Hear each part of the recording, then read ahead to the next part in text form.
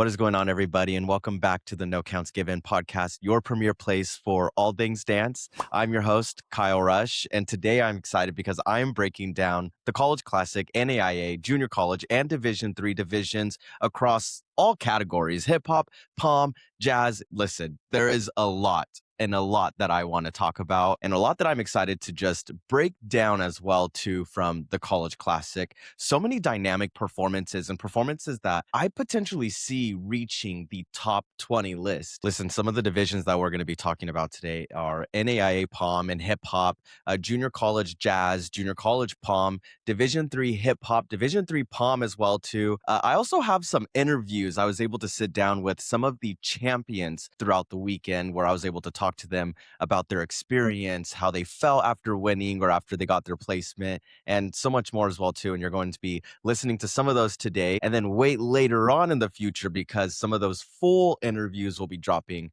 on No Counts Given as well too. It's been a few weeks since I have reminded you guys, and to be quite honest, it has been showing in my analytics. Don't forget to like this video, send it to a dance team friend, dance team member, dance team mom, dance team coach, studio owner, anyone you know in the dance team world. Send this over to them. I would love for them to listen and get a little bit more insight on all things dance team. If you're listening on Spotify or Apple or any of the platforms that we stream on, don't forget to rate us 5 stars, leave some feedback as well too. Next week is going to be coverage focusing on Division II, Division I small, and Division I large at the College Classic. And then the last episode of the month is our 1-year anniversary episode. It is a long one. Right now it's 2 hours long, and I'm going to have to figure out if I'm going to release the full 2 hours or if we're going to separate it because it gets a little spicy, and I'm excited for you guys to listen to that one. It's going to be fun. So hang around for the rest of the May. And like always, this episode would not be possible without my incredible sponsors, Dance Team Union, Sharpen Up Dance Team Training, and Dance Team Supply.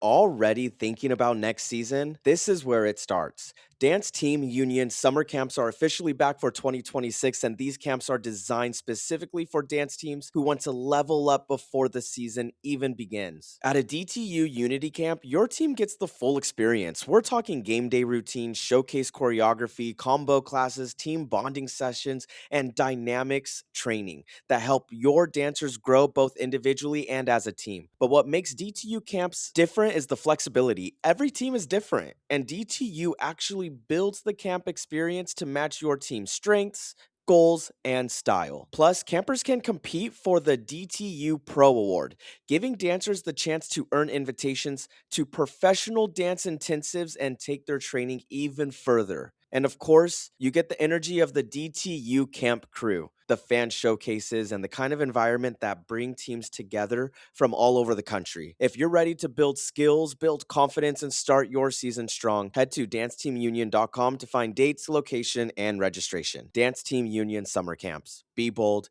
be authentic, be you. All right, let's take a look at the College Classic NAIA Hip Hop Final results. We had Avila University. They came out at the top champions. Now, there was a placement adjustment. It does look like St. Ambrose University was ranked champion prelims, and then Avila came to take that spot. As you can see, St. Ambrose had the highest score of prelims with an 86.8. Avila was behind them, 85.66. They ended up coming up on top. A 3.64 point difference between prelims and finals for Avila, which is a huge jump. St. Ambrose had a correction down.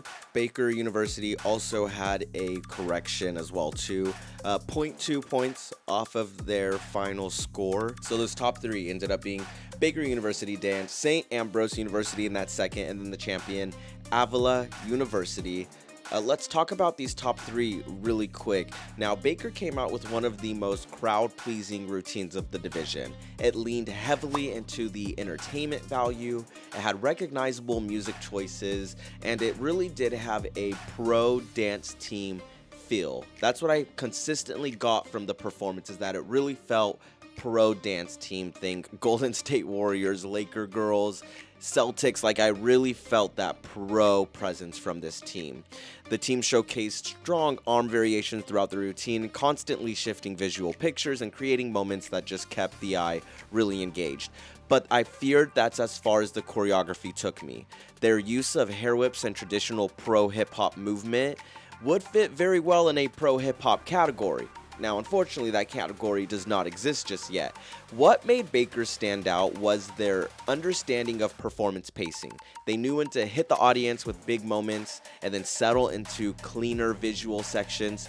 At an 84.04 and third place coming out of the College Classic, this team is clearly capable of climbing rankings when the performance quality is firing on all cylinders. The next step for Baker is digging deeper into the actual hip-hop foundations. St. Ambrose is a team that immediately established themselves as one of the more authentic performances in the category through their commitment to dynamics and movement intention. From the opening moment, the team focused on bringing the category's foundations to the forefront rather than solely relying on tricks and visuals. One of the biggest strengths for St. Ambrose was their musical variety. The team explored different textures and movement qualities throughout the routine, allowing the choreography to breathe and evolve naturally, instead of staying in this locked into one energy level. The movement vocabulary felt intentional, and when timing was clean, the routine had moments that genuinely stood out on the floor. The only thing I had to push back on with St. Ambrose is the timing inconsistencies. It became the storyline that held this routine back from reaching another level. You're gonna hear a conversation that I had with the team here in a little bit, and that probably will make a little bit more sense. I lost the cleanliness, they enjoyed the cleanliness. What I say sometimes doesn't matter. Another area that could elevate St. Ambrose is moving forward, just staging vocabulary. At times, the team relied heavily on stationary pictures and centered formations. Expanding how they travel across the floor and how they manipulate spacing could really create some more memorable visual moments. All right, the champions. We have Avila. Now, Avila brought one of the clearest concepts to the division, fully committing to their monster-inspired theme and creating a routine identity that was immediately recognizable. From the music selection to the performance choices, the team understood exactly what world they wanted the audience to step into. What made the routine effective was how they committed to the character and intention behind the concept, which then bled into the performance quality, which then bled into the movement quality, and it was just a beautiful picture all around. But it is very clear that Avila had some attention to hip-hop fundamentals. They utilized their upper body, they utilized their weight changes, they utilized their grounded movement qualities. It really was one of the more authentic pieces to the category. The movement choices made sense with the music, and the athletes understood how to ride musical accents rather than rushing through phrases. Now, the biggest opportunity for Avila moving forward is creating more unpredictable moments. While the concept was strong and cohesive, there were points where the choreography structure became somewhat expected. Adding more risk into taking moments, surprise transitions, unexpected staging choices, or just like switching dynamics could really help separate them from the others. All right, let's take a look at NAIA Jazz final results. Now, there was a correction. Ottawa was sitting in third place going into finals. They did drop to that fourth. Morningside did go up in the placements. They were in fourth coming out of prelims. They moved up to that third place. Big ups to Morningside. Look at that point correction from prelims to finals. 2.28. They had one of the largest corrections in the division, a 2.28 correction. Now, it wasn't enough to reach Graceland or Avila, but take a look at the difference between Graceland and Morningside. 0.02. Okay, let's talk about this really quick. Morningside University Jazz walked onto the floor with a small but mighty group of 6 dancers. And what stood out immediately was how much visual opportunity this team was able to create with the limited amount of dancers on the team. In a division where larger teams can sometimes rely on volume, Morningside had to rely on clarity, intention, and smart formation work. This is where this routine showed promise. One of the strongest takeaways from the routine was the team's upper body control. Throughout their performance, the dancers stayed engaged through their arms, their torso, and their upper body placement. That level of control helped the routine feel grounded and technically aware. It gave the choreography a clean base to build from. However, that is really the story here. The foundation is there. The next step for Morningside is adding and pushing the movement maturity. How can Morningside take that solid foundation and push it into a more collegiate space? That is my question. For this team, growth may come from mature pathways, more developed transition patterns, and choreography that asks the dancers to move beyond clean execution and into full artistic exploration. Let's talk about Graceland University for a second. They made a bold choice. They came out with an iconic song, Another One Bites the Dust, with expectation. When you bring a track like Another One Bites the Dust to the competition floor, the expectation is naturally set very high. The judges know the musicality, they know the moments, they know where the routine should hit, and with a song that is that recognizable, the performance has to match the demand from the very first count. The routine started very strong. The team came out with energy and confidence and technical elements that showed they were willing to push. The team had a great competitive presence, and there were moments where the music demand was clearly trying to drive the performance forward. This routine had the entertainment value. With that said, Graceland finishing just above Morningside with an .02 lead.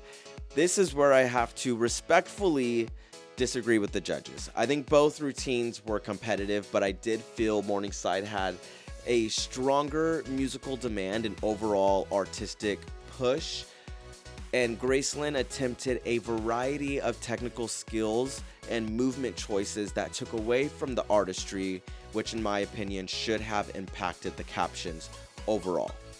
Now, in the future for Graceland to fully separate themselves, I just want to see them lean deeper into the musical interpretation of the song. With a track that is so iconic, the memorable moments have to become unforgettable. Now, it is clear why Avila University took home the title. From start to finish, the team moved with clean, intentional movement quality and a strong sense of purpose. The routine felt focused, connected, controlled. The formations worked.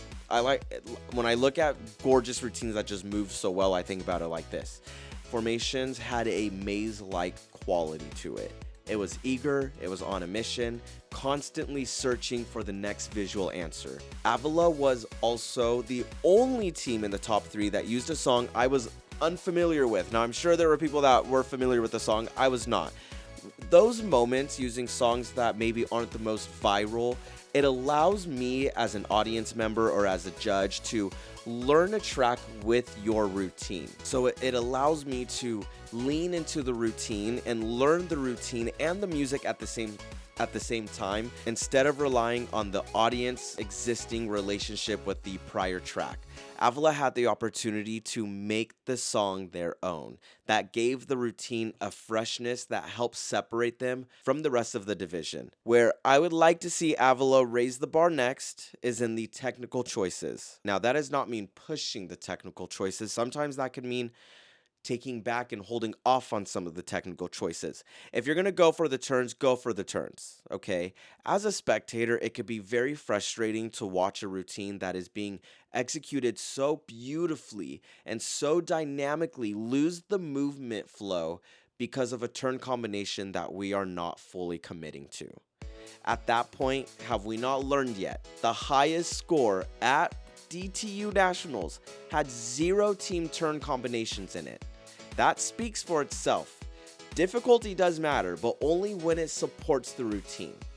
This team has some serious potential to land in the top 20 scores conversation next season, and I look forward to seeing what Avila can do next. Let's take a look over at NAIA Palm. We have Baker University Dance sitting in that third place, Calumet College of St. Joseph sitting in that second, and St. Ambrose with that top score, 90.6. Let's talk about these scores, okay? And I want to actually take it all the way back down to Briarcliff University with this 83.9. We have some differences in the scorings here. I would say 3 points just about between fourth place going into second place, and then going into that first place St. Ambrose with the 90.6. In a division like NAIA Palm, the score range tells a bigger story than placement alone. A team sitting at an 83.90 is not necessarily bad at any means. The score often reflects that a team has a clear sense of foundation, the routine is recognizable, the style is present, and the athletes are getting the material through. But at this level, the separation usually comes down to consistency, precision, motion control, formation controls, synchronization, and performance quality may not fully be locked in from start to finish. An 83.90 can point to a team with potential, but one that still needs more clarity, confidence, and polished push from start to finish. They need to just lean into that next competitive tier. Now let's talk about an 86.92. What does that tell us? The score suggests a more structured routine, stronger execution, better understanding of what the category is asking for. The team that may be showing stronger visuals, cleaner transitions, and more commitment to the palm style. However, the difference between mid-80s to 90s is often about refinement. Are the motions hitting at the exact same picture? Are they sharp? Are they hitting every angle? Is the performance driving from top to bottom? Is the energy consistent across the whole team? It's just the refinement that needs to happen in the routine. Now let's talk about that 90.6, because that is a major statement. Once a team breaks into the 90s, it usually means they are not just completing the routine, they are commanding it. The technique, the visuals, the transitions, the performance quality, the overall design of the routine, everything is just working together at a much higher level. In Palm, a 90.60 likely reflects a team with strong cleanliness, sharp motions and execution, confident staging, and a clear identity on the floor. This is the kind of score that says a team is in the championship conversation. The critiques become smaller but more important. Tiny timing breaks, inconsistent energy pockets, or places where the routine could take an even bigger risk. I was able to catch up with head coach Laurel Ritter. Here's a quick snippet of our interview. So my one of my seniors this season gave us kind of like our motto, and it let me get it right because I flip it around and then it doesn't make any sense. Our motto this season was practice like we've never won and perform like we've never lost. Wow. And I would say that's exactly who we are. When we practice, we rep until we get it right. Like truly, there are some practices where we are doing turn reps upwards of 25 times because if someone falls out, if the releve's not on, if like just whatever the case may be, I'm like, no, you got to do it again. Thankfully, those practices, once you hit that, you kind of break through that wall. Yep. And then afterwards, you're only doing like maybe 7 reps of the turns or whatever the case may be. But honestly, I would say we work really, really hard. Like as our team culture, we work really hard. We all absolutely love each other. We respect each other. And I have really sweet and fun girls. So we work really hard because we want to continue with the legacy. And I think because of the legacy, we're able to work hard. It's like a both. Yeah. If we didn't have one, you can't have the other. Oh, for sure. Yeah. So I would say we work really hard. We love what we do. We love who we're doing it with. And then I like competing against other people who are fun and have good team culture. And Yes. I don't like it when I go into a competition and there's teams who are like that. Yeah. Oh, I know what you mean. I don't want that you because mean. if we're doing that in the dance world, what are people outside of the dance world doing to us? Yep. If we're Yep. not able to do that, like I want to uplift. I want people to respect us and cheer everyone else on. Like this is Yes. a blessing to be able to come here and do this. Someone's going to win, and we've all been there Yep. where we've been the winner, and we've all been there when we haven't. So No um, kidding. yeah, that's what I would say the Ambrose way is truly we just want to have a good time and be Yeah. the absolute beast athletes that we are. Yeah. Does the school offer any like scholarships Oh or yeah. opportunities? Yeah. Is it Hmm. full? Potentially, yeah. It depends Wow. on the athlete. Yeah. So because we're a sport, we offer athletic scholarships at St. Ambrose. I'm so happy that you mentioned that because that's part of the NAIA experience. Yeah. I've given I've been learning. from nothing to everything. And I know each NAIA school is a little different, but our school, because St. Ambrose dance is a sport, we give athletic scholarships and we're a fully funded program. So you don't Wow. pay for anything. So hotels, costumes, dance shoes, backpacks, sponsored by Wow. Nike. I mean, we're really blessed at St. Ambrose to have what we have. We're fully funded. The only thing that my athletes bring to the table at the beginning of the year is we do a $500 sponsorship Mhm. from an organization, and then we sell T-shirts, um, and that's the expectation, really. So other than Yeah. that, we're fully funded.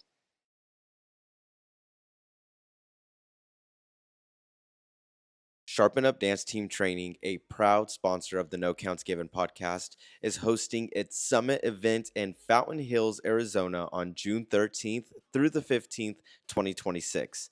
This is more than a dance event. This is your recruitment launchpad. Train at the collegiate level and connect directly with college coaches through a structured meet and greet rotation. Every dancer is seen, every college is heard. And new this year, you get the Golden Access Day, an exclusive experience for seniors with more one-on-one time, live evaluations, and increased visibility. We cap recruiters at 24 programs for a more personal, high quality experience. Registration includes parent passes, a swag bag, specialized sessions, and a Sharpen Up movement band. Spots are limited. Register now at sharpenupdtt.com. Sharpen Up Summit, go for the gold. Dance Team Supply is a proud sponsor of the No Counts Given podcast. We exist to make training clearer, cleaner, and way more intentional for dancers and coaches. From technique tools to team essentials, we've got what you need to train smarter and show up stronger. Oh, and yes, we are the home of the viral Sharpen Up movement bands. From practice to performance, we've got it. Visit us online at danceteamsupply.com.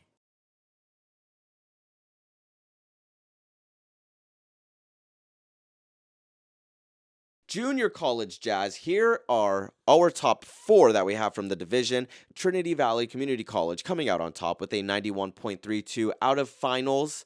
Iowa Western trailing right behind them with an 88.64. Let's talk about these two routines. Iowa Western built the first half of the routine around clean, symmetrical formations, taking the audience from side to side with strong use of diagonals, lines, and organized staging patterns. The structure made sense and it gave the team several opportunities to highlight their technical strengths. The routine had a clear sense of control and the choreography supported the song choice as well. Where I wanted more was just the element of surprise. A lot of standout moments seem to come from skills rather than unexpected choreographic choices. The team delivered the material with intention, but I often found myself waiting for a shift or a risk or a movement choice that could take the routine somewhere less predictable. With a song that carries repetitive beats and a consistent BPM, the choreography has to work harder to create contrast. That could come through sharper tempo changes, more dynamic movement quality, unexpected staging moments, or a stronger push and performance texture.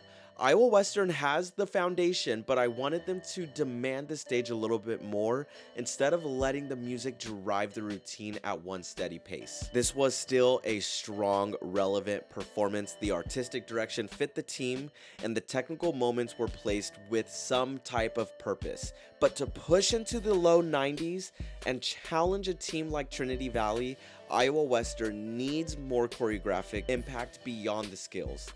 The next step is creating moments that don't just land nice and clean, but genuinely catch the judges and audience off guard. Let's talk about the champions, Trinity Valley. Trinity Valley went in a different direction with their song taking on Total Eclipse of the Heart, a classic that immediately brings emotion and expectation. We talked about this a little bit before, about the power of a relevant and iconic song. And this was a smart example of using a recognizable song without letting the song do all the work. Trinity Valley still had to build the moment, and they did.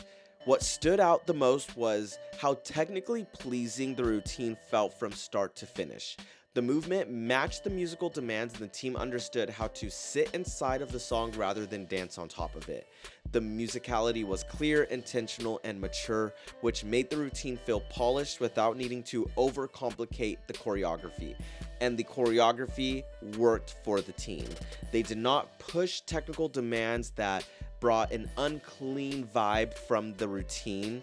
They really focused and honed in on what the athletes can bring to the routine and build upon that. Let's listen to a little clip of this interview that I had with Emma Cox, head coach of Trinity Valley Community College. For us being a 2-year school, some junior community colleges allow like 3rd years and you can kind of like work that academically. I do not. I have a hard rule that I'm like, I know that you feel comfortable being like the sophomore here and like you've done 2 years here and you want to like play it safe, but I'm like academically, socially, like you need to get away from the 18, 19-year-old bubble. Yeah. Like you need to go Oh, spread yeah. your wings and like fly and not like drag out our academics because we feel safe being like a 3rd year. So I'm very much like, you need to go be brave and like try out for your next team or go to your next school. So the only athletes, only half, maybe 10 of my athletes have even taken the DTU mat before. And then the other half, like they get 1 weekend to do it and then one more and then they're done. Unless they're, they're going to try out for some of those D1 teams, which some do. But again, not all can. A lot of them, they get that community college degree and that's it for their career. Yeah. So they're very like, they get on the prelims mat. The vets, have the nerves. They've been through it before. The rookies are like, I have no idea what to expect. I'm so scared.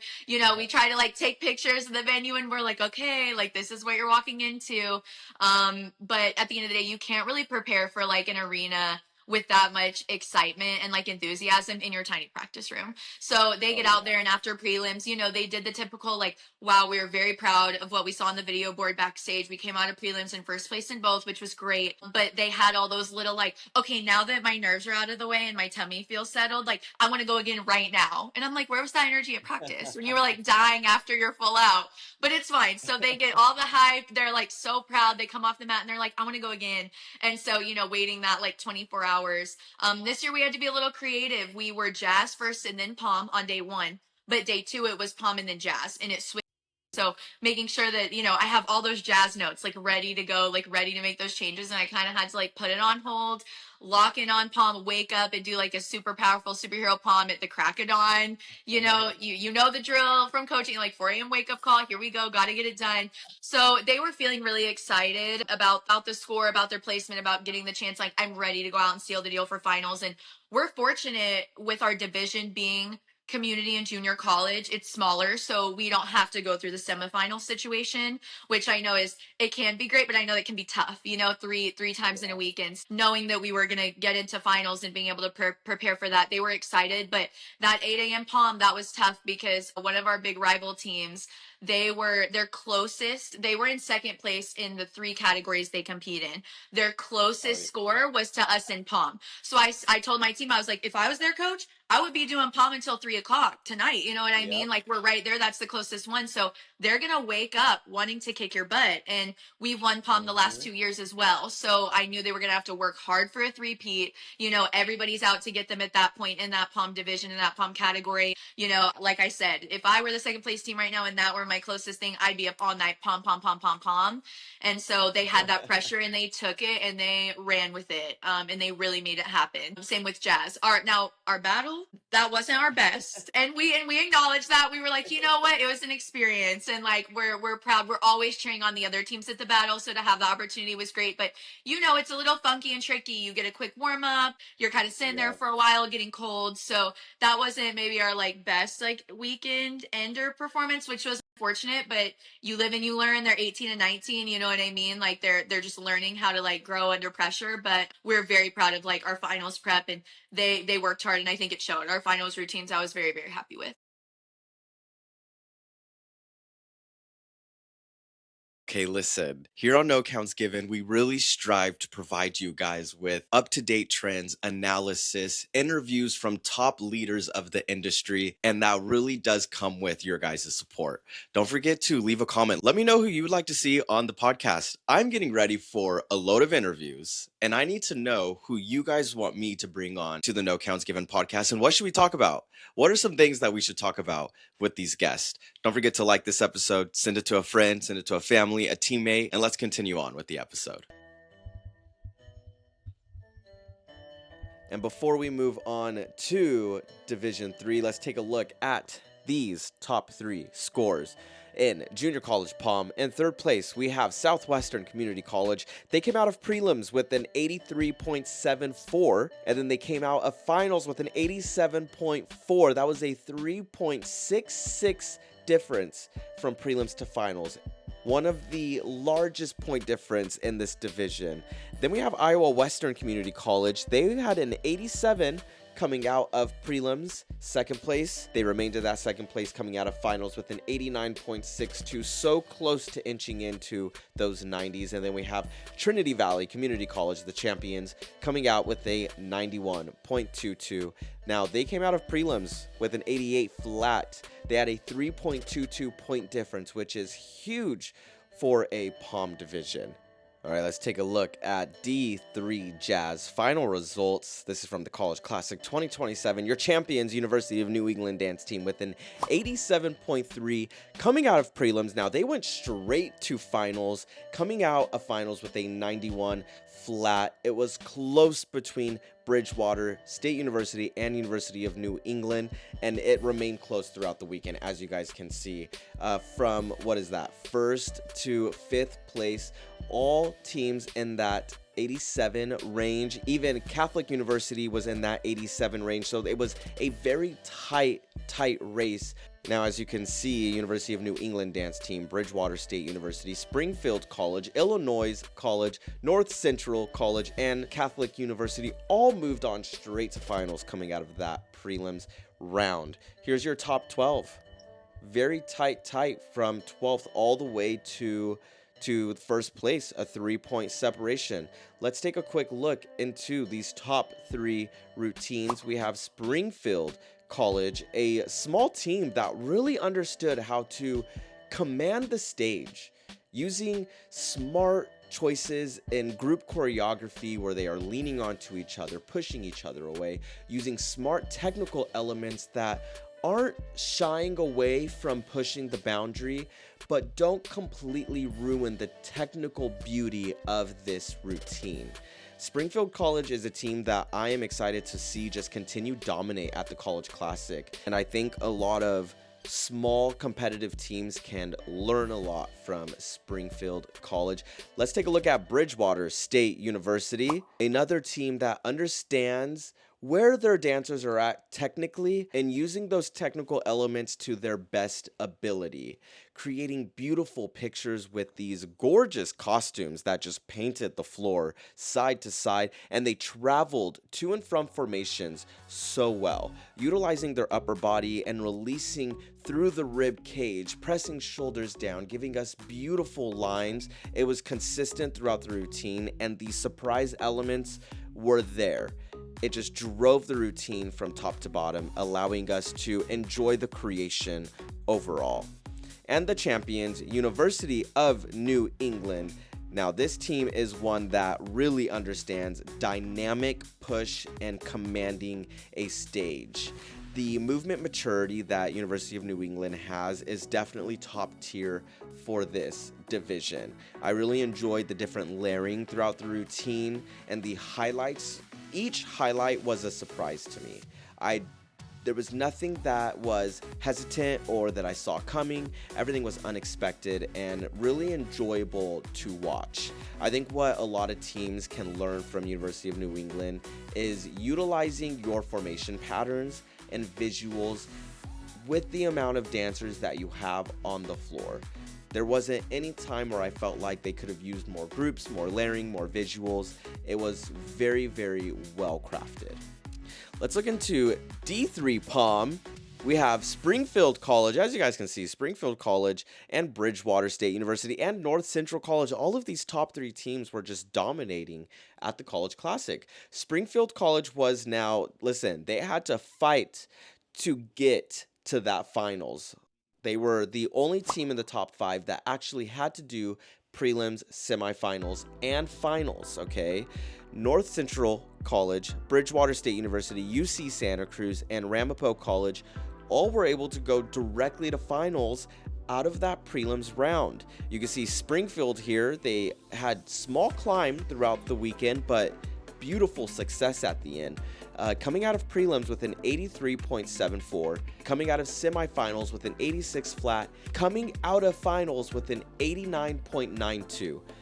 Beautiful success for Springfield College. Let's take a look at Bridgewater State University. Now, they came out of prelims with an 84.5. Now, this whole division was ranging 83-85 coming out of prelims. So the judges were staying, it seems, 2 points away from each other. And I'm interested to see what those captions look like overall, because that is a very, very tight, comfortable separation. Sorry, for me. Not uncomfortable for the coaches. Having a separation like this coming out of prelims, I would have also been shaken in my boots. Now, those straight to final teams, North Central College ended up taking the division 90.62. Bridgewater State University ended up coming out in second place, so close, 90.28.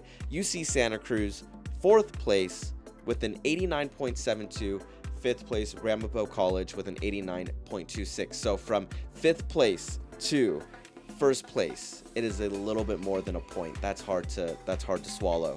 Incredible success throughout. We have to take a look at North Central College. Now, North Central was another team that was small but understood how to demand the stage, even if you have 6 athletes on the floor. They really pushed the visual variety in this routine and kept the variety so different that it left us not knowing what's going to come next, and that is so key for POM. This team really demanded the stage technically, pushing elements that were clean, strong, sharp, and again, visual. Now, I was able to catch up with Coach Vicky with North Central College. Take a listen.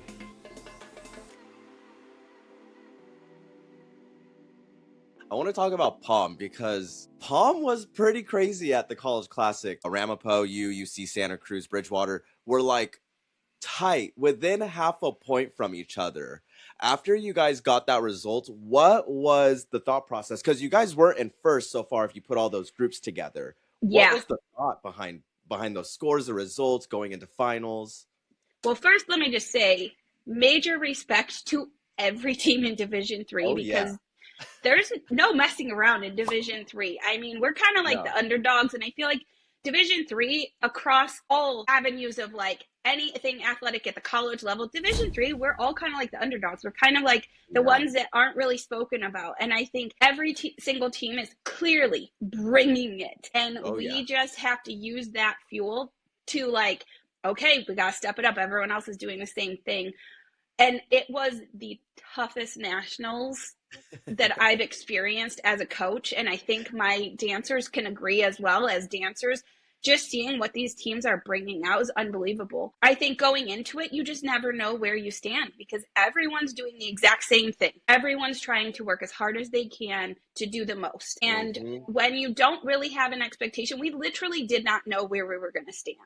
And I think that in prelims, it was just like, okay, let's figure out where we're situated. And from there, let's see what we can improve on. And then really just focusing on ourselves. What can we do to get us the best performance that we've ever performed for ourselves? And what everyone else does, is like in their circle of control, and what we do is in our circle of control. And I think the fact that we spent a lot of time focusing on what can we do for ourselves and our performance, that brought them together that gave them a mission of, I'm going to fight so hard for my teammates, and that's all I can do. Yeah, no kidding. Were there any changes that you guys made between that prelims round going into finals? There were several things that we really kind of looked at, because again, you listen to, all the amazing feedback that you get from those judges, and it's already in a time frame where it, like, you have this much time and you feel like you have this much work to do. So I think we really sat down and analyzed what would be the best bang for our buck. What are they all asking for, or what are they all enjoying, and really highlight that. And I think one of the biggest takeaways was not their dancing, it was their grit, and it was their confidence of I'm going to show them how much energy I have. I'm going to show them how much fun I'm having with my team. And we talked a lot about invite them to the dance, invite them to the party, and make that audience really, and those judges really excited to watch. Because we all know when you're watching a dancer, no matter what stage they're on, your eye goes directly to the person that has the most personality, the best facials. They look like they're having the time of their life. And I said, be those dancers that invites every audience member into your story. And they were just, couldn't have been more proud. They really wanted it. And I was able to take a step back, and they kind of took control of that. And every single dancer stepped up to the plate and said, what can I do? What can we do? And they ran with it. Wow. Props to your dancers. A dream. Props to your literally dancers.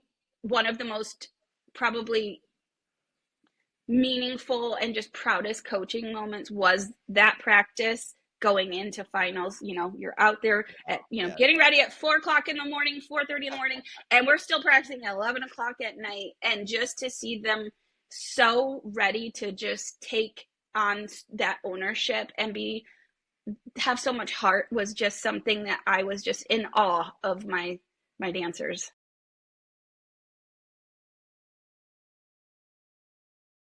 All right, last but not least, we have D3 hip hop. Now, the top three, let's take a look at this. Coming out of third place in prelims was Ramapo College. They came out of prelims with an 86.74. Now, their final score, they were able to bump up to 0.3 points, which is huge, taking Trinity University out of that second place spot and securing second overall at nationals. Now, Trinity University, they came out in second place at prelims with an 87.86. Ramapo was able to beat them by 0.06, leaving them in that third place spot. And our champions, we have SUNY Cortland, coming out of prelims with an 88.16. Now, they were in first place. They remained in that first place. They also ended up going to the battle, doing amazing work at the battle. Take a listen to a little bit of an interview that I had with Captain Morgan from SUNY Cortland.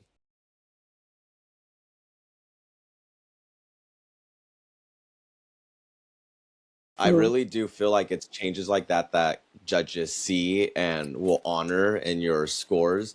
And you guys jumped almost 3 whole points from prelims to finals, which is crazy. How did you guys feel after hearing that you guys took the division? What were the emotions like? Honestly, I just got chills when you said it. It was honestly it was really incredible. We didn't know what to expect going in there. Like I said before, we just wanted to go out there and give it our all, and whatever happened happened, but all the hard work and everything paid off. We were all crying tears of joy, scream, it was really cool. Yeah. Next season, what I mean, you probably don't, I'm sure with you graduating out, it's different with a coach leading on to the next season, right. But for your juniors that are probably going to be stepping into that senior captain role, what would you say for their best bet is to go into nationals and dominate like that again? I think one of our junior captains comes from a really strong hip hop background, so I think that the two of them, they're going to be incredible, and there's no doubt in my mind that they're going to take this program places. But I think because we're not funded, we don't get to go every year. So I'm praying, and we really do want to go back. Well, I won't be there, unfortunately, but after this year, because it was so incredible, even just the atmosphere of DTU and how they really care about their dancers, I think that they really want to go back and continuing just to elevate our program and really just not getting too comfortable and taking that risk, because it really paid off this year. Yeah.